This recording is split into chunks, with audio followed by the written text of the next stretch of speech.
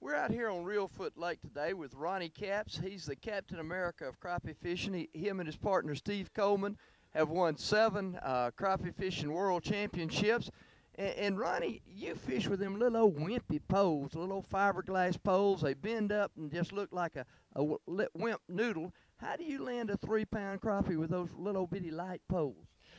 You know, Mr. John, that is part of the most important part of the system. Actually, is a pole. You know, we started out fishing with cane poles. Boy, we got some stuff now that we can count on doing the job as opposed to the cane pole. These poles flex so much that they'll allow you to basically not set the hook too hard.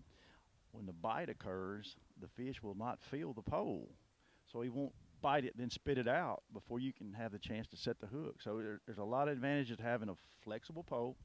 But yep, you can hook a 5 pound block on the end of it and bow it double, and it's not gonna flinch.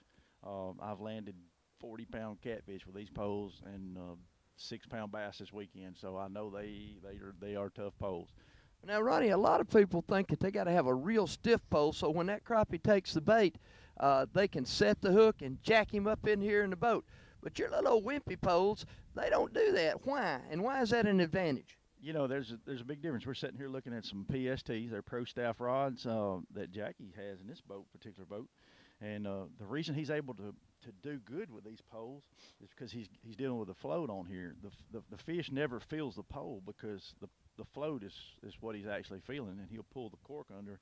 And when Jackie sets the hook with these stiffer poles, he probably does get a better hook set. He's got to get used to them. It's something you get used to, but still, they're easier.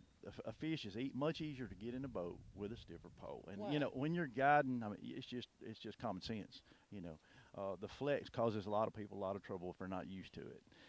When you're guiding, and Jackie guides a lot here, those stiffer poles really help him landing fish, and people that are not used to a flexible pole land fish. However, I've very rarely ever fished with a float. I'm always vertical fishing and straight down, and nothing else other than the line and my pole tip connected to my bait. I don't have a float. I very seldom use a float when I'm fishing vertical. All of the bites that I see, it'll be watching my line or watching the tip of my pole, and when they bite, you can see the bite.